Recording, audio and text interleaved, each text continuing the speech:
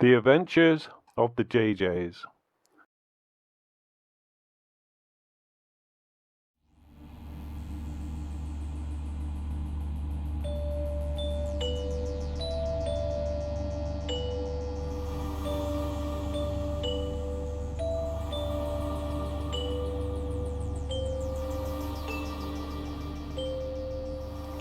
Nesting in the steep wooded Devonshire Valley was a small village called Village in Dormay, translated from French meaning sleeping village.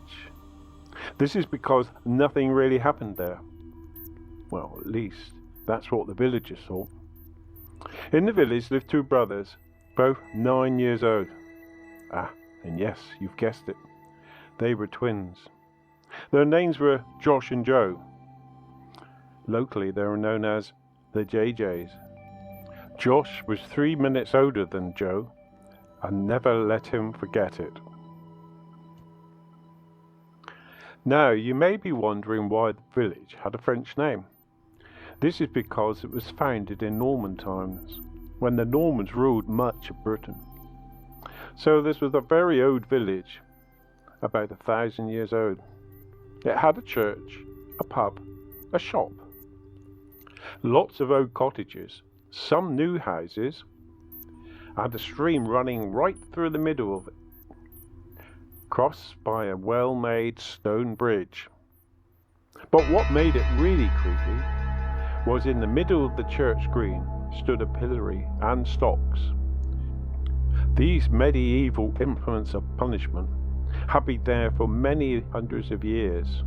The boys had just learnt about these at school, and how they were used to punish people in days gone by.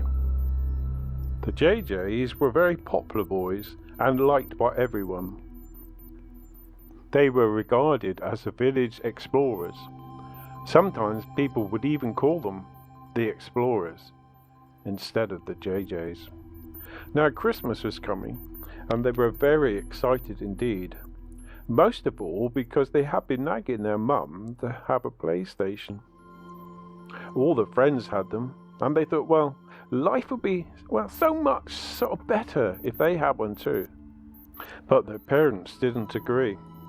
They thought it'd be far better if they were out exploring, getting dirty and wet, climbing trees, learning about nature and things like that. So, putting Christmas aside, this week's adventure was looming, so listen carefully so you don't miss anything. Near the edge of the village was a very steep hill with steep slopes on all sides. Right on top of it was a ring of trees clumped together and surrounded by an iron railing. It was known as the Ring of Death. They often thought it would be exciting to see what was inside of it, and to find out why it was called the Ring of Death. So they had planned this Sunday morning to find out. When Sunday morning came, they armed themselves with backpacks filled with drinks and food, very kindly supplied by their mum. And of course their mobile phones, which they had to take with them wherever they went, and were told to be back by 4 p.m. So their mum waved them goodbye and said, "Don't forget to keep away from those trees on top of that hill, will you?" The boys looked at each other, shrugged their shoulders and smiled and said, "Okay, Mum." So off they went along the road as far as the gate which led to the hill. They had to cross a stream, which they did by navigating across the top of a dam which they had built a previous Sunday. Then up the hill they went, pausing a few times to rest. As they were climbing, they were imagining what it would be like on the inside of the trees and thinking of the games they could play there. Josh said, "We could pretend it's a castle." Joe replied, "Yes, we could make bows and arrows and fire them down over the hill, defending it from invaders." Josh said, "Yeah, that's great. I'll race you to the top." Boys always carried pocket knives and a folding saw, string, and lots of other useful boy survival kit stuff. When they got to the top, they decided it was time for a snack. So they sat down under a big red sign saying, "Danger, keep out," not bothering to read it.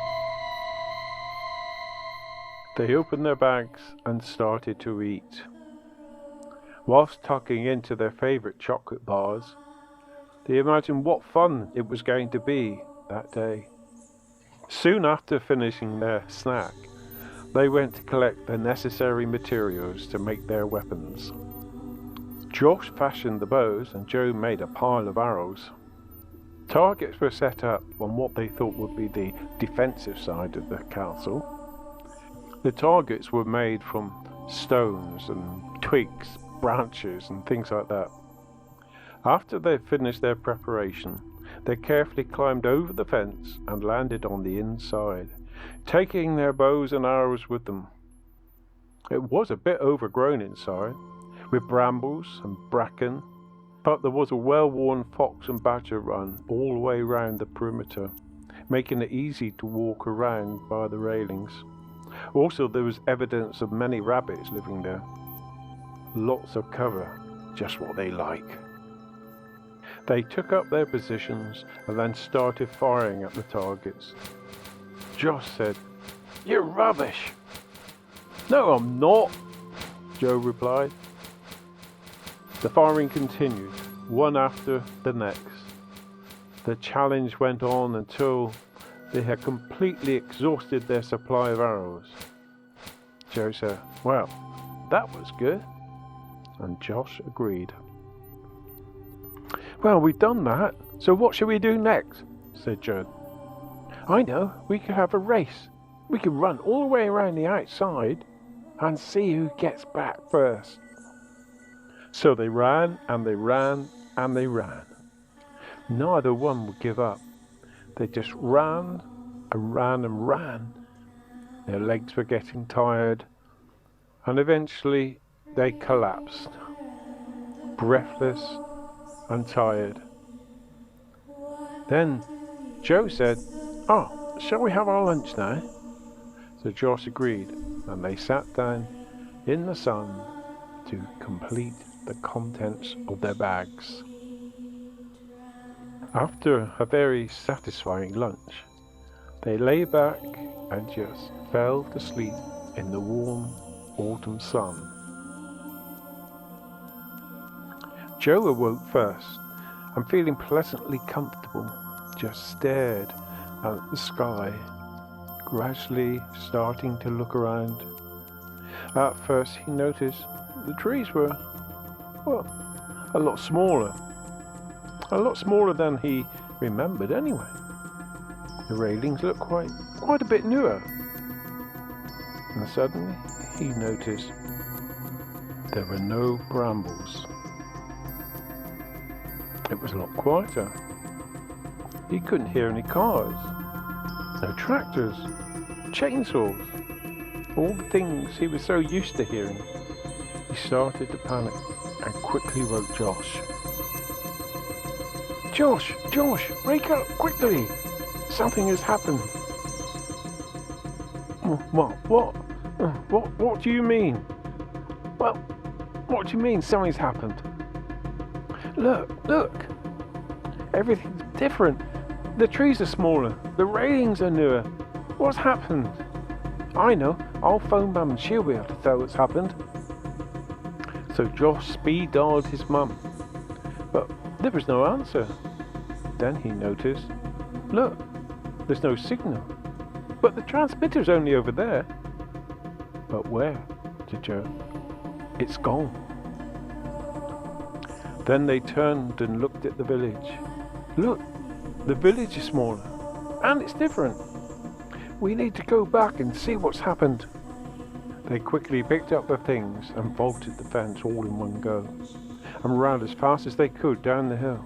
When they got to the stream, the dam wasn't there. They had to wade through the water, and they were getting more worried by the minute. They got to the field hedge. Then they could hear voices, so they just threw themselves to the ground, saying, "Shh." Two men casually walked past, dressed in dirty, tatty clothes, smelling of tobacco and cider. "What are we going to do?" said Joe. "Well, we have to get home to Mum. She'll know what's happened," replied Josh. They were extremely worried now. They observed that there were nowhere near so many houses, and what's more, they didn't have any paint on them. Just a sort of matte finish. The windows were different too. They didn't have any glass. Just boards to go across at night time. And smoke seemed to come out of the top of the house, through the roof. No chimney. It was very strange, but luckily their house was still there. They crept around the back into the graveyard on the way to their house, and were astonished to find there wasn't anywhere near as many graves. What was happening? Suddenly there was a creak from the church door, and what looked like a vicar came out, but he was dressed so different to what they were used to, with a broad white collar and a strange hat. He walked slowly around the corner and out through the side gate. They cautiously proceeded, and through the same gateway, down through the alley towards their house. But when they got there, it was so different. It was dirty and muddy, with washing hanging on a makeshift line. There were vegetables growing in the back garden. Gone was the slide and the trampoline and the nicely mown lawn. What was happening? It was starting to get dark now. The mist was rolling in, and the temperature was starting to drop. Fear was starting to consume them, knowing they had to be back by 4 p.m. As they were discussing the next move, they heard the crack of a twig snap behind them, and a voice saying, "Who be you then there?" A child's voice seemed to come from nowhere in the now dimly lit alley. This gave them the fright of their lives, so they hid behind the nearest bush. Out of the shadow, a small, dirty-faced boy appeared, with a withered face and a thin, malnourished look about him. "Oh, my name's Josh. Who are you?" he said, trying to be brave and fearless. "My name is John," answered the boy. John was a local boy who worked on the land. Yes, he was only 11 years old, no school for him. He was a poor boy. Only rich boys went to school. John is how you pronounce John in Devonshire dialect. In fact, his full name was John Laterson. "Oh, and my name is Joe. And why are you wearing those strange, weird clothes?" This is because Jan was wearing a dirty old smock, worn-out pair of trousers with patches all over, and boots which looked far too big for him. Jan replied, "What be weird meaning?" Jan didn't understand what weird meant, because weird is a modern word, not one used in his time. Listen carefully, that was a clue. "Well, it means strange," said Josh. "Not strange about I. Look at thyself. Y'all be strange, ain't he seen naught like you before?" "Well, we're from a different place," Josh replied quickly to cover up for the modern clothes he was wearing. Josh asked, "Hey, can you tell me what year it is, please?" "Why, don't you know what year it be?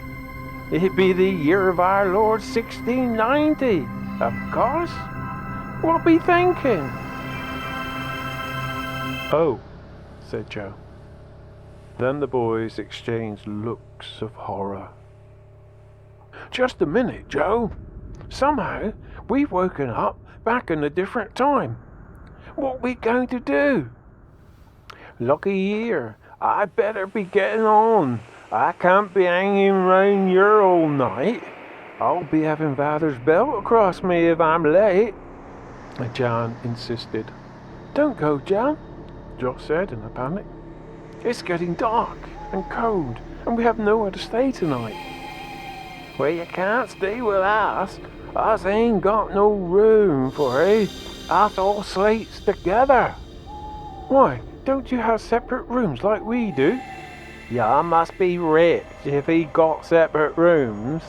Nah, us all sleeps together by the fire, in the middle of the room.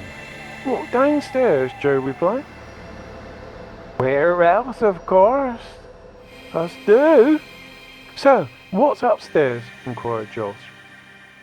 That's where us keeps our food. Us food's up there. We keep it there over winter. Look, I gotta go. I can't be late. Please wait.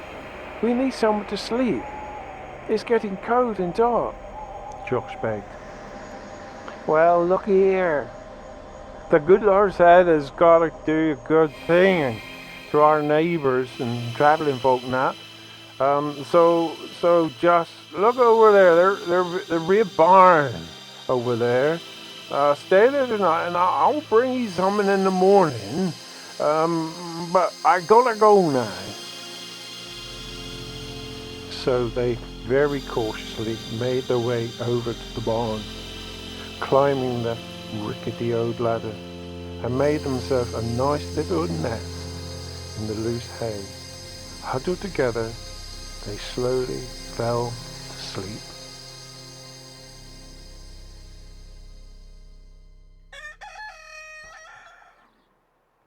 Hey, wake up, it's late. I've gotta go. Here's your breakfast and some clothes. Look, I can't go. I gotta go. I gotta go. Look, you can't go walking around that stuff. Put these clothes on, and I'll be back. See you later. I gotta go, yeah. You gotta go to the fields now. Oh, what's the time, Joe? Inquired Josh. Josh's phone still had a little battery left in it, so it still could tell the time. It's 5 o'clock, he replied. Oh no, 5 o'clock? What, in the morning? I've never seen 5 o'clock before. Neither have I, said Joe. Well, only on Christmas morning. Just before Jan hurried away, he asked Joe, Hey, what be that you're looking at? Oh, it's just my pocket watch, he replied quickly, not wanting to have him to explain what a mobile phone was, and he really would think he was a witch or something. With that, Jan rushed off to the fields to work. The boys ate their bread with great speed and drank their water eagerly. They were starting to understand what it was like to be hungry and not to know where the next meal was coming from, something they never had to worry about before. The bread again was very strange to them. It was hard and gritty, made from coarsely ground wholemeal wheat, but very satisfying.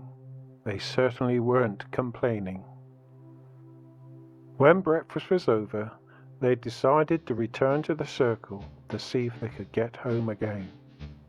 They got their things together and very excitedly ran back the road, through the ford, up the lane and into the field.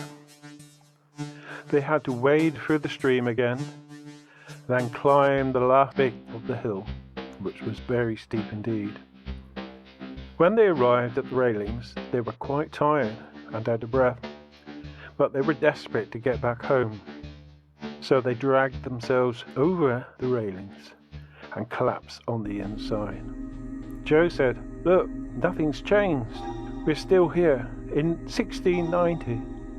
Josh scratched his head and said, I know. Well, maybe we have to go to sleep like we did last time. So they both agreed and tried to go to sleep. But you know what it's like. So hard, so very hard to go to sleep when you're worried, anxious, and desperate to do so. But luckily, They slowly drifted off to sleep. After some time, they both woke up, but only to find they were still there in 1690. This made them feel very unhappy. So what were they going to do next? They decided they had to return to the village because they had a friend there, Jan, who maybe be able to help them with their problem. So they slowly walked back down into the village and returned to the barn to consider their next move. After some time, Josh proclaimed in a very confident manner, "Now, today's plans are, get dressed into these tatty old clothes which Jan brought for us, work out how we're going to get home, and maintain a good food source. Any suggestions, Joe?" "Well, I think those are good ideas. Let's get dressed and we'll go and explore the village and see what we can find." The boys hastily got dressed into the old ragged clothes which Jan had given to them. "Cool, these don't have smell," Joe commented. The clothes consisted of an old smock with hose in, covered with patches and stitching, a floppy old felt hat, and some well worn out hobnailed boots. Hobnailed boots have large nails driven into their soles. This is to make them last longer and to give them good grip on the mud in the fields. Joe stated, "Let's go and have a look around in the village and see what we can find." They bravely went out of the barn and down the road. They received a few strange looks, but so far, so good. "Look, Joss, our school." "It isn't a school, it's a pub.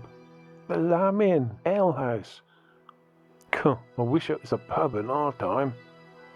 "Look at that building next to the stream.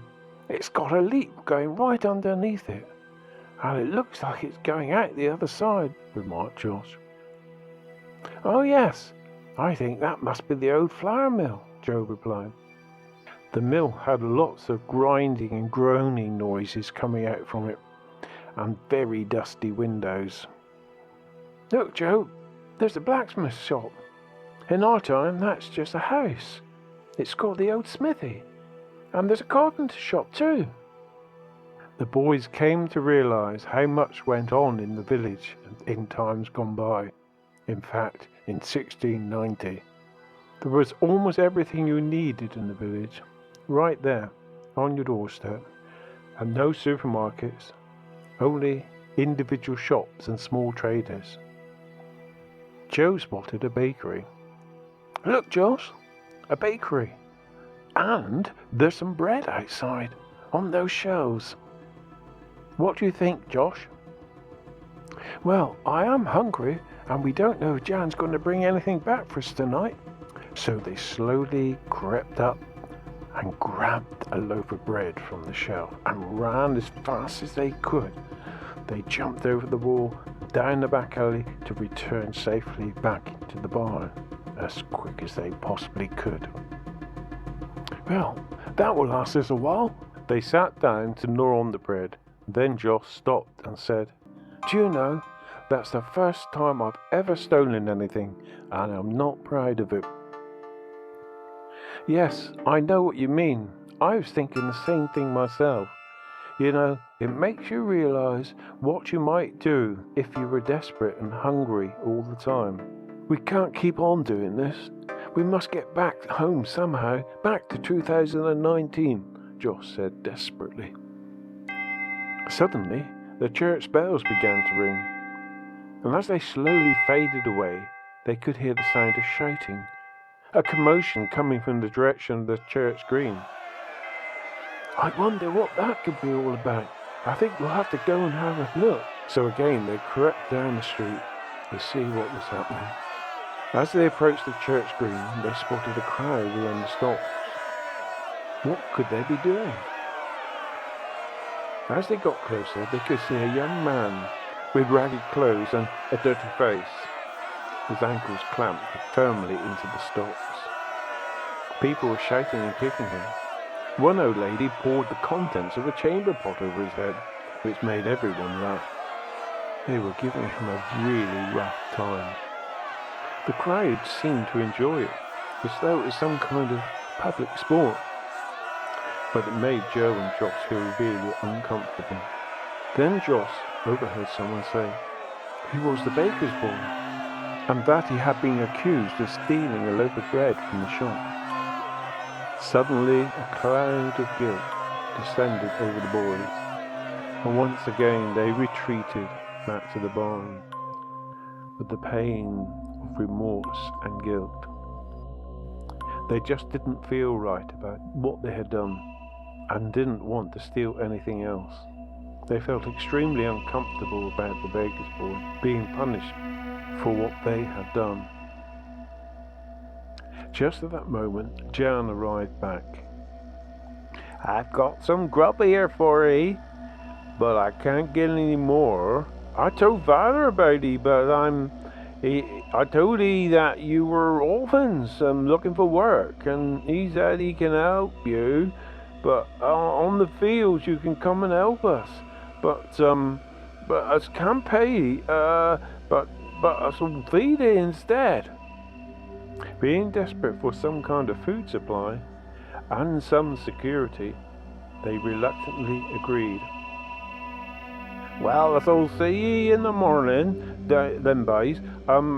After cock crow, let's say half hour after cock crow, and I'll meet ye at the Quay Ford, and don't be late."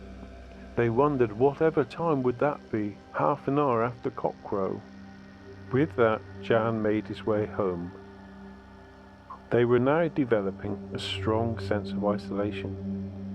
They were not fitting in with this 1690s way of life, and they started to miss their family too.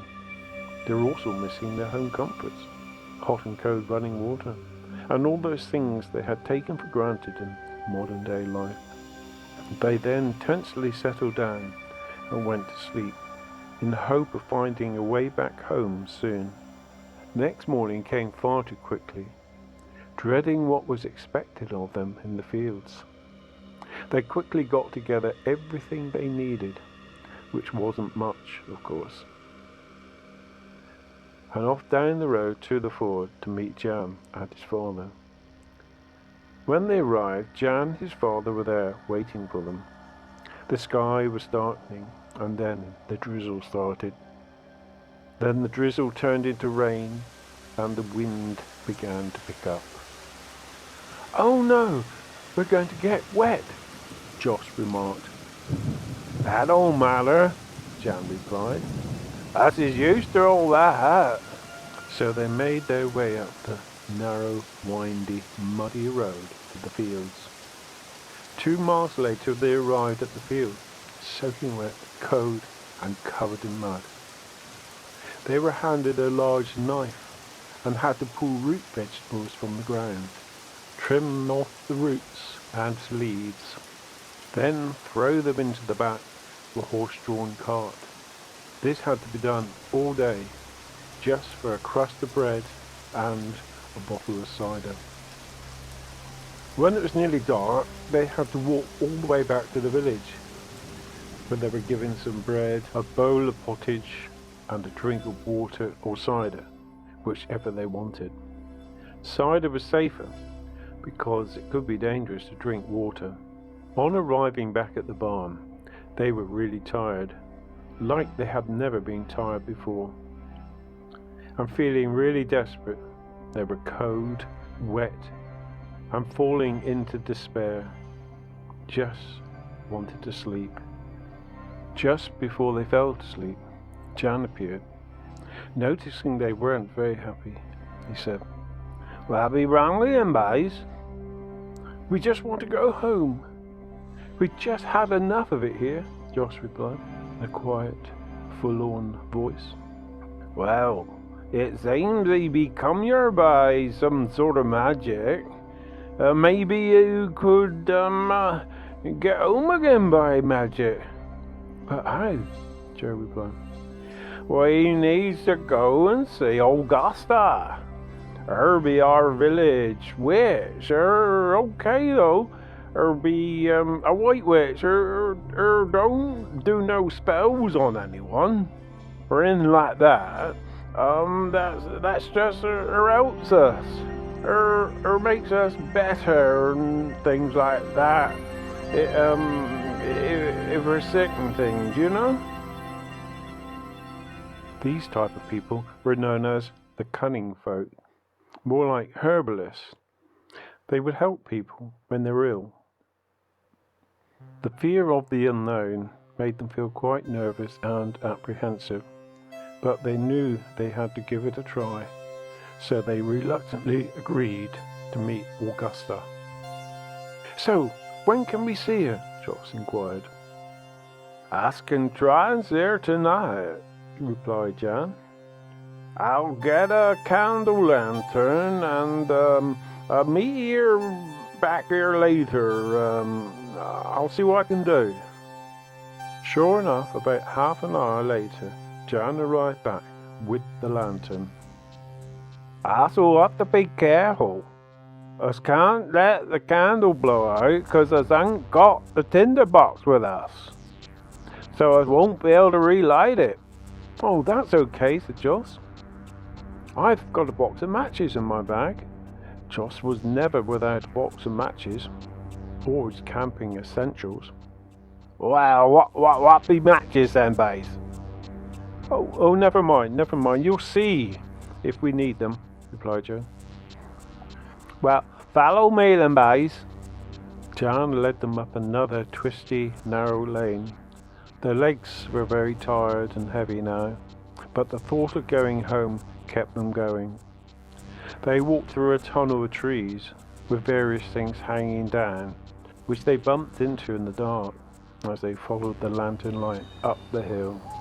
They became very scared, with creepy sounds of the night all around them, owls hooting, foxes barking, and the wind whistling through the trees, which sounded like ghostly voices. Eventually they arrived at an area of rocky terrain, dotted with caves and ivy and other types of foliage which flowed down over the sides. From nowhere appeared a black cat. They walked around and sniffed their feet, then gave a loud meow. Jan stopped and called out, Augusta, be there? 'Tis our Jan from the village. I come to see. A strange, bewitching voice replied, Are you alone, Master Jan? No, I brought my true friends with me from the village. They banned from round here. Well, come in slowly and stand where I can see ye, boy. So they slowly entered the cave. Amongst the strands of ivy were bunches of dried garlic and other mystic artifacts with a distinct aroma of various herbs in the air. So, what can I do for you, young Master Jan?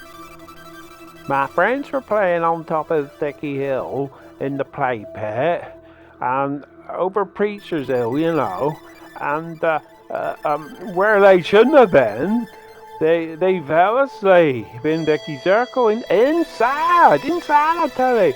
And the strange thing is, they say we came from the year 2019. Can you believe that? 2019. But where was I? Oh yeah, when they woke up, they were here in 1690. Oh, so you be time travelers, be, eh? Augusta remarked. Did your parents tell you not to play out there, then, boys? Oh, well, yes, but we didn't think this was going to happen. We thought it'd just be a bit of fun, an adventure, replied Joe. So, has it been an adventure then, boys, eh? Oh, well, I rather think we've bitten off more than we can chew, replied Joss. So can you help us, please? Asked Joe. We tried to go back before, but nothing happened. Josh added. Well, my dear, I'm going to have to look in my book of spells and see what is in there. Let's have a look. Yes. Oh, yeah. I see. Yeah. I see. It's like this. You have to be driven out of the village, through the portal of the Black Death, because this is the gateway by which you come there. You have to run up the hill, jump over the railing, and say the special spell, which I'll write down on this here bit of paper, and don't lose it. Paper's expensive. Now, so that's what you got to do. All right? Oh, you can read, can he, babe? Oh, yes, of course we can, they added in unison. Well, I can't. Only rich folk, witches, and parsons can read, Jan remarked. Well, don't forget that you can't go reading that spell until you get inside of the circle. Do you understand? Babe? Eh? Oh, yes, replied the boys. We won't. All right then, my dear. What are we going to do about you being driven out of the village then? Yeah. Right, okay. Let me think. Oh, yeah, I think the fair's coming to the village tomorrow. Yeah. We can spread a rumour about he coming from a plague village or something like that. And, yeah, they'll take that. And, but you have to move quickly, because you don't want, if they catch you, they'll pull you to pieces, you know. Well, they've had enough of plague around here. That's what they put those plague victims up there in that barrel on top of the hill where you come from, where you shouldn't have been. You know what I mean? On top of the hill. Yeah. They put the bodies out there, keep evil away from the village, you see. So it's going to be like this. When you chased up your hill, you're going to run as fast as you can, and then up the side of the hill, you're going to climb over the fence, and once you get inside, you're going to say that spell as quickly as you can. Do you understand that? Yeah. Okay? And then you shall be back. You should be back. Yes, you should be back in your own time. We hope. We still want to see you again. Okay. On the way back to the village, they continued to talk over everything as much as they could. And so it became second nature, and they knew exactly what they had to do when the time came. They didn't sleep very much that night, worried about what the next day would bring. So the cock crowed. It began to get light, and the boys were even more nervous now. They could hear the crowds gathering for the market, and the sound of traders and men setting out their stalls. Jan dropped off some bread and water, and they prepared themselves for the great escape. The clock was ticking. Jan said, "Right then, boy. There's time to be going now." So they all went down together to the church green, where they had witnessed that horrible scene previously, and started to mingle with the crowds. They saw all sorts of things for sale, vegetables and a variety of meat, rabbit, venison, pork, and much, much more. There was dancing bears, jugglers, tinsmiths, journeymen of all kinds, trying to sell their wares. Music was playing all around. People were dancing and laughing. Peddlers were selling clothes and shoes, and maybe just a jug of Dr. Feelgood to make you feel a little bit better. The boys were horrified to see wrestling and bare-knuckle fighting, with people betting on the outcome. The crowd was getting louder and louder. Then someone asked a question of Jan. "Who be that there boys you be talking with then? I haven't seen they be around here before. Who be 'em?" Jan thought this was the ideal time to start the rumour. So he replied, They be from that there plague village up on the road, you know, up yonder, up Vicky Road, other side of the hill. "They be what?" the man replied. "We'll see about that." The man went off to speak to other people with great haste. Jan told Joss that he had started the rumour and to stand by for the reaction. They could see the man talking to others, and they were getting angrier and angrier, shaking their fists and looking with great anger. Suddenly the man turned around and looked straight at them and said, "Hey there, Baylor, let's go!" With that, Jan said, "Run! Run quickly, run!" So they ran as hard as they could, as fast as they could. A small gathering of men gave chase, shouting with anger. More and more were joining in, women, children too, shouting and throwing things at them. This made them very frightened. The noise was intense, but they knew they had to keep going, keep running. The fear drove them on. They ran down the back alley, through the graveyard, across the road, through the ford, along the road to the field gate. Josh stumbled and cut his hand, but there was no time to lose. They had to quickly get up and continue up the hill to what he now knew was the plague pit. They could hear voices getting closer and closer. Their legs were beginning to tire, getting heavier and heavier and harder to lift. Josh was beginning to fall back. "Come on, Josh, come on! They're getting closer. We've got to get out there. We've got to get out of that railing." "I'm trying my best," he screamed. They were just a few feet away now, but Josh's legs were really giving up. They were getting heavier and heavier by the minute. Now he could barely put one foot in front of the other. Joe had already reached the railings. He flung himself over and lay completely exhausted on the other side of the ground, panting breathlessly. Whereas Josh was still struggling, he slowly dragged himself up the side of the railings, and suddenly he was grabbed by one leg. Slowly he felt himself being pulled back again. He looked back and saw a large man with fiery red hair with a firm grip on his leg. Josh shouted, "Say the spell! Say the spell!" Joe quickly regained some strength, pulled out the piece of paper and read the spell. "Susi mi insume donoma." As Joe shouted out the spell, Josh felt another pair of hands attach themselves to his legs. His hands just couldn't hold any longer. His grip was failing fast. He was rapidly slipping down the railings. The spell wasn't working. "Say the spell again, Joe. Say the spell again." "Susi mi insume donoma. Susi mi insume donoma.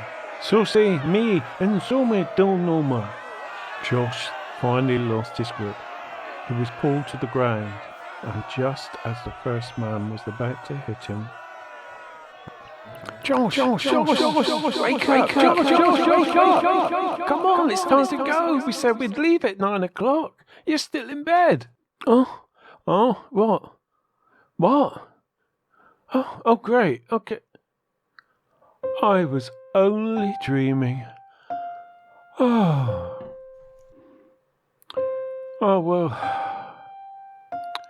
well, Joe, I really don't feel like going to those trees today. You don't mind, do you? Shall we go fishing instead? Go to the beach? Yeah, okay then. I could try out my new fishing rod. I've been wanting to do that for some time. Oh, why not? Yes, and if we catch anything, we could cook it and eat it on the beach. Oh, that would be great. I'll tell Mum. So Joe went and told his mum, and she replied, "Oh, that's nice. You don't mind if Dad and I come too? I'll make a picnic just in case you don't catch anything." "Oh, that's fine," replied Joe. So Josh came down and helped to get things ready to go to the beach. So as they were packing things up, Josh turned to his mum and said, "Mum, forget about that PlayStation. All I want for Christmas is you, Dad, Joe, our nice little house, and a nice Christmas." His mum was so pleased with this change of heart. She was close to tears and looked so pleased. That made the boys feel so good, especially for Josh, who had that traumatic dream which made him realize how lucky he was he became to understand there was difference between what you want and what you need. Josh asked, "Just before we go, I would like to go out for a few minutes, just to look around and enjoy to see what we have here." His parents agreed because they were so pleased in the marked change in his attitude. He went down the alley into the churchyard, just to think of the past for one moment. Sitting down on the old bench, which had been there as long as he could remember, he glanced across at the door where he had dreamt the priest had appeared from. It looked all so real. A beam of light shot through a hole in the clouds and came to rest on a gravestone. It simply read, "John Laterson, 1681 to 1741, age 60, yeoman." Ashes, ashes, we all